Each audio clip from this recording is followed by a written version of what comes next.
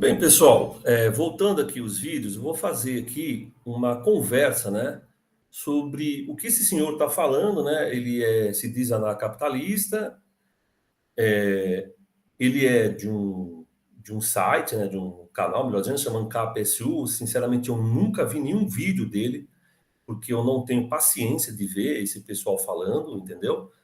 Mas como é um corte pequenininho de 1 minuto no programa que ele foi lá do Vilela, né? Eu acho assim, interessante discutir não o que ele está falando só, mas como eu, enquanto anarquista, vejo o que diferencia o anarquismo daquilo que eu acredito com o que ele chama de anarcapitalismo, entendeu? Então, o que eu vou fazer? Eu vou pegar então partes, né? Desse vídeo e vou parando, entendeu? E aí a gente vai discutindo o que ele está dizendo aí, enfim, né, mostrando a minha visão enquanto anarquista. Beleza?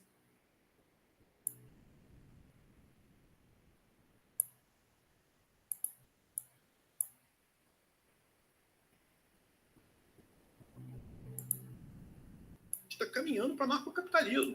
Bem, então, o que ele está falando aí? A gente está caminhando para o anarcapitalismo. Beleza? Bem, eu particularmente não acho que a gente esteja caminhando para o anarcapitalismo. Acho, inclusive, que ele está, né, viajando um pouco. Mas o título já diz: o Brasil vai se tornar anarcapitalista. Eu não sei se foi o título, foi ele que escolheu, se foi o Vilela que escolheu, não sei quem escolheu, ok? Mas eu achei interessante colocar aqui, né, para a gente pensar. Existe a possibilidade do Brasil ser um país anarquista? Olha, pegando os clássicos, eu não me lembro de nenhum deles falar do anarquismo enquanto uma questão de um país. E aí a gente vai ter que tentar entender o seguinte: país, nação, são coisas diferentes. País, Estado, Estado, nação. Você entende? Às vezes a gente acha que é a mesma coisa, mas não é. Nação é uma coisa, Estado é outra coisa. Nação, você tem várias nações, com as suas culturas, né? O seu idioma, assim por diante, que não tem Estado. O Brasil, inclusive, está cheio de nações aqui indígenas que não tem Estado. Inclusive, a maior parte são massacradas pelo Estado. Existe aqueles países, por exemplo, França ou mesmo Espanha, que tem dentro do seu território algumas nações. O caso da Espanha é mais clássico, né? Você tem lá catalães, você tem lá galegos, andaluzes, enfim, que falam bascos, que tem língua, às vezes cultura, o caso do basco, completamente diferente, entendeu? E eles estão juntos num único país, num único Estado-nação chamado Espanha. Bem, como é que eu vejo essa questão, né, do país, do Estado? Eu vejo aí como uma questão escalar.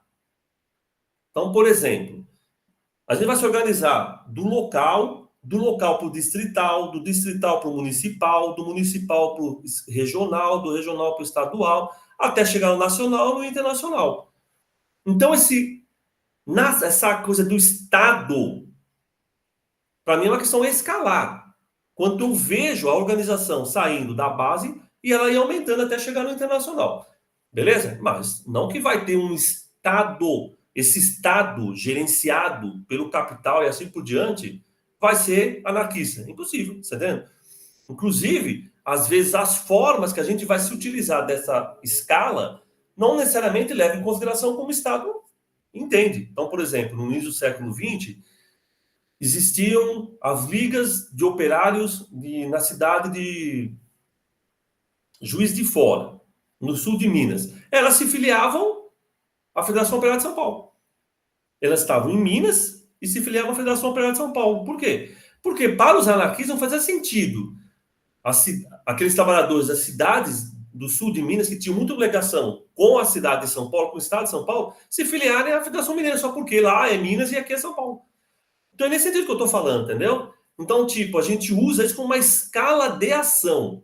O Estado é uma escala de ação. Então você tem lá, sai do local até chegar no internacional. Beleza? Então, o Brasil, enquanto um país organizado, tal, inclusive até acho estranho ele querer falar se o Brasil vai virar anarcapitalista, né?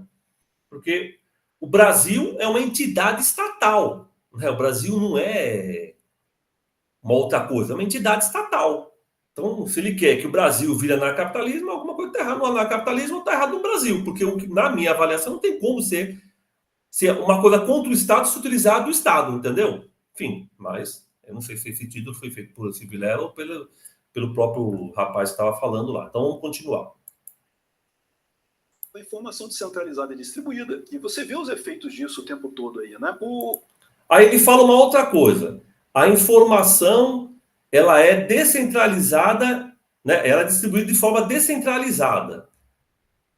Olha, eu acho que aí depende muito do que ele está considerando. Então, por exemplo, enquanto anarquista, o que eu vejo? Que grandes monopólios dominam a internet. Então, por exemplo, o Google, YouTube, né? Nem Facebook comprou o YouTube, porque eles vivem comprando aí, Facebook, Amazon. São grandes conglomerados. Vejo, assim, pessoas individuais atuando. Você entende? São grandes conglomerados de mídia, porque tem portais. Então, é difícil achar de que as pessoas chegam nesses portais por livre e espontânea vontade. Eu não consigo ver desse jeito. Eu acho que as pessoas chegam lá porque a todo momento elas são assediadas. Né? Seja no celular delas, na TV, em todos os lugares. Ficam todo mundo bombardeando. Né? Você entra em algum lugar, fica mandando coisa para você no seu e-mail, no seu WhatsApp, no seu Facebook, no Instagram, e assim por diante. Então você é bombardeado. E aí é evidente que quem tem mais dinheiro consegue fazer com que as pessoas entrem mais no canal deles. Então esses conglomerados, eles ficam cada vez mais fortes. Então eu não acho que seja descentralizado, uma questão, né, que vai a pessoa lá, enfim, mas vamos continuar o que ele está falando aqui. O pessoal da esquerda que gosta de cancelamento na internet. Cancelamento é um mecanismo libertário. Para pensar, cancelamento não tem coação. Você cancela a pessoa, né? Você para de comprar as coisas da pessoa, você para de interagir com... Bem, aí vem uma outra coisa. Cancelamento não é coerção. Você para de comprar da pessoa. Então aí vem uma outra coisa que para mim é muito básico quando a gente vê a jornada capitalista falando. Eles entendem tudo como uma relação econômica. Tudo para eles é uma relação econômica. Entendeu? Então, tipo assim, o cara fez uma relação econômica, ele compra, ele vende, é sempre isso. E a internet, para eles, funciona desse jeito também, pelo jeito, né? Então é o quê? Se você compra, se você vende, aí você pode cancelar a pessoa, como se esse cancelamento fosse individual. A pessoa vai lá cancelar, porque individualmente ela está falando, não, eu vou lá e cancelo a pessoa. Eu parto do princípio de que existem grandes conglomerados, está entendendo? Que ficam visualizando o que você faz na internet, que ficam te induzindo a fazer coisas, e aí, obviamente, a coerção entra nesse processo. Então, uma pessoa fala, o sistema, que é esse sistema, né, de algoritmo, ele percebe que isso tem uma visibilidade, ele manda para um monte de gente. Aí um monte de gente começa a cancelar. E não é porque a pessoa cancelou lá, não, livre espontânea vontade que ela foi. De certa forma, o que está acontecendo? É uma indução generalizada. Por quê? Porque é um negócio muito louco a internet, né? Se você cancela e muita gente começa a cancelar, o algoritmo entende o quê? Que é legal. Porque todo mundo, ele manda para mais gente fica cancelando. Então aí você vai falar, mas a pessoa cancelou porque ela quis. É óbvio. Só que nessa sociedade que a gente vive, aonde tudo leva a uma indução, as pessoas, né, vão a todo momento sendo obrigadas, entre aspas, a fazerem coisas, é evidente que nesse sistema, que grandes conglomerados ganham muito dinheiro com tudo isso vale a pena. Você está entendendo? Por isso que eles jogam o cancelamento como uma forma também de lucrar. Mas ele fala aí como se fosse uma decisão pessoal. A pessoa vai lá e, eu quero fazer isso. Eu, particularmente, acho que ela pode até, pessoalmente, ninguém obrigou lá a enfiar a mão ali, entendeu? Mas é evidente que a indução é muito forte. Por quê? Porque é da lógica desse sistema ligado ao algoritmo. Ele fica todo momento te cobrando coisas, te falando de coisas, te impulsionando. E aí é evidente que você vai tomar, às vezes, uma ação que até você depois pode se arrepender lá na frente. Ok? Mas por que você fica... E você e outras pessoas, milhares de pessoas fazem isso? Porque o algoritmo ele entende o quê? Que isso está sendo muito bom, que está dando lucro para ele. E aí ele fica mandando. Então, já não começo a achar que esse cancelamento, uma questão de indivíduo é tão bom. Enfim, ele está vendo aí como se fosse uma coisa, sei lá, do indivíduo livre dentro da internet, entendeu? Isso é uma visão bastante otimista da parte dele. Mas vamos continuar. Pessoa, mas em princípio você não agrediu a pessoa de forma alguma. Pessoas, mesmo sem mudar de ideia, mesmo achando que o anarcocapitalismo é ruim, o que está acontecendo é isso. As pessoas naturalmente percebem que é mais barato fazer fora do Estado do que fazer dentro do Estado. Aí uma outra coisa, né? O que fica claro, né? Sempre no que ele está falando, esse rapaz, né? O que a gente percebe sempre, né? A gente percebe o seguinte: ele a todo momento, o que ele está fazendo? Colocando uma questão econômica. Vocês perceberam? É mais barato, é mais caro. A viabilidade é sempre econômica. E nós, anarquistas, fazemos uma crítica ao Estado pela questão coercitiva dele. Mas parece que para ele a questão coercitiva não é tão importante. Por quê? Porque, como ele joga a questão econômica, o que ele quer? Uma sociedade que todo mundo tem a liberdade de fazer o que quiser, sem regras. Basicamente é isso que ele está querendo, né? Sem regras. E aí, sem regras, obviamente, os mais fortes economicamente vão ficar cada vez mais fortes e os mais fracos vão ficar cada vez mais fracos. E aí vai haver uma opressão cada vez maior. Mas ele não está vendo isso, ele está vendo como trocas voluntárias, né? As pessoas voluntariamente vão fazer isso. Até o Robert Nozick, né, um dos caras aí que provavelmente dá a ideia para eles, né, que tem um livro chamado Estado, Anarquia e Utopia, ele vai discutir, entre outras coisas, o quê? Numa sociedade que eles estão pensando aí sem Estado, você teria a polícia. Mas como seria essa polícia? Seria uma polícia que cada um paga a sua polícia. Então eu tenho dinheiro, contrato uns caras para proteger a minha propriedade, proteger o dinheiro que eu tenho, entendeu? Ou seja, para ter esses caras para trabalhar para mim, é o que algumas pessoas não estão se dando tão bem nesse sistema, né? Eles vão ter que se virar vendendo a sua mão de obra para outro para trabalhar como capanga. Mas ele acha que tudo isso é natural, tudo isso é normal, tudo isso é uma questão econômica, e isso tem a ver com uma liberdade, todo mundo é livre. E quando, na verdade, o que a gente percebe é que o que ele está defendendo não tem nada de anarquismo, né? A não ser uma palavra anarquia de bagunça e um caos generalizado que o capitalismo não vai chegar, porque os próprios caras ricos, os grandes magnatas, os banqueiros, eles entendem que eles necessitam do Estado.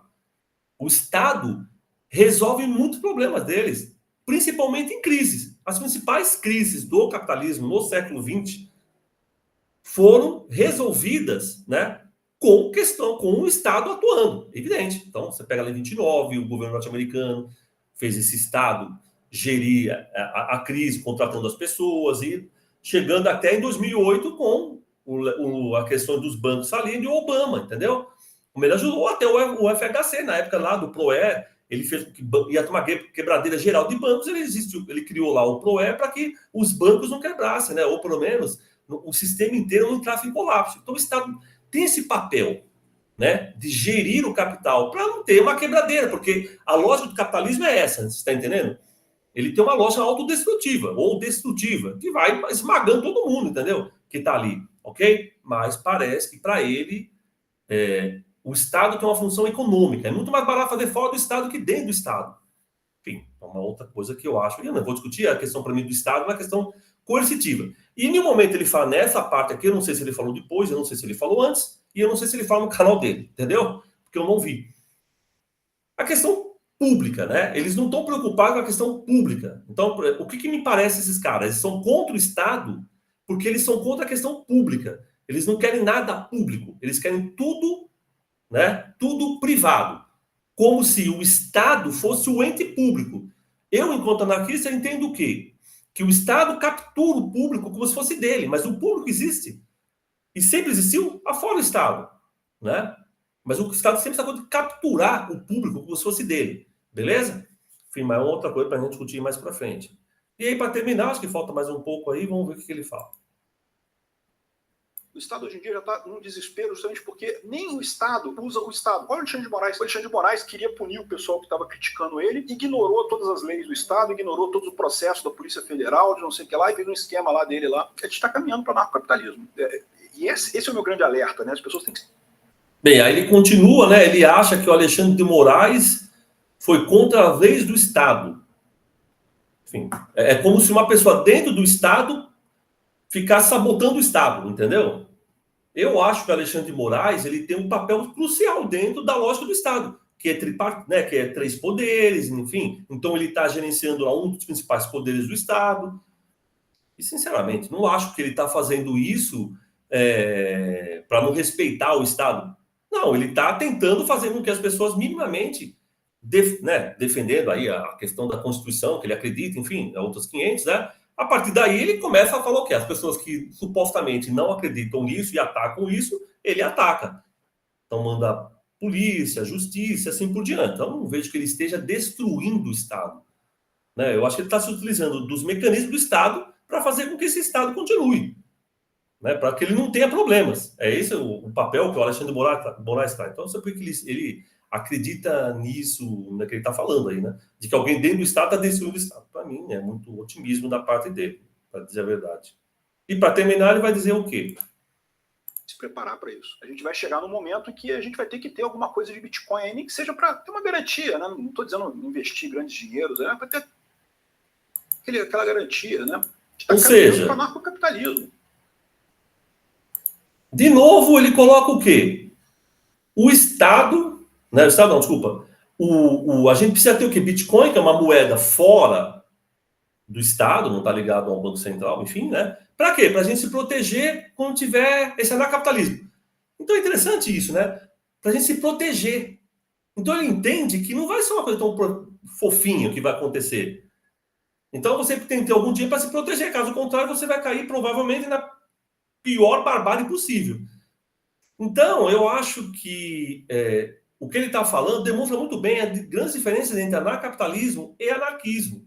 Né? O anarquismo, pelo menos, eu defendo que o anarquismo comunista, anarquismo, né, que tem uma outra base, que não é essa base aqui capitalista, capitalismo extremo e assim por diante, que é anticapitalista. Ok? Então, eu queria dizer aqui, mostrar, né, não se trata de dizer que ele está certo, que ele está errado, que ele é bom, não sei o quê, mas mostrar as grandes diferenças de uma fala pequena, de 1 minuto, para a gente perceber como é muito diferente o que eles defendem e o que os anarquistas, na sua maior parte, defendem.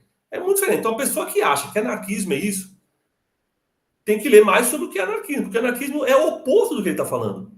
Eu não sei nem por que ele chama isso de anarcapitalismo, porque ele inventa e fala que ele é libertário. Porque, no fundo, se ele pegar as bases do anarquismo, a base do que seriam os libertários, lá no século XIX, ele ia ver que eles lutavam totalmente o oposto do que ele está defendendo. Enfim, mas eles se utilizam disso, né? Então, eu só queria mostrar as diferenças aí para a gente pensar. Então, era isso aí, pessoal. Um abraço a todos e todas.